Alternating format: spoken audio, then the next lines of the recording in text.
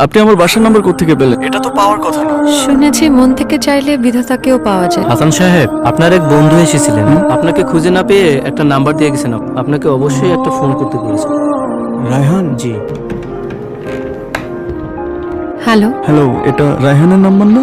আপনি কি বলছেন? আমি রায়হানের বন্ধু। আমি রায়হানকে কল করেছিলাম। না, এটা রায়হানের নাম্বার না। ও দুঃখিত, আমি মনে হয় ভুলে রং নাম্বারে ডায়াল করে ফেলেছি।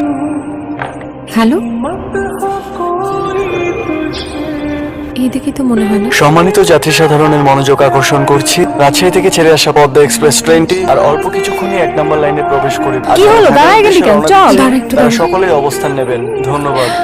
আচ্ছা শুনছেন, জি বলুন। এই যে অ্যানাউন্সমেন্টটা হচ্ছে, এটা কার ভয়েস? ওনার নাম হাসান। আচ্ছা, আপনি বলুন। হাসান সাহেবের সাথে একটু দেখা করা যাবে? উনি এই সামনে অ্যানাউন্সমেন্ট রুমে বসেন। Thank you. ওয়েলকাম।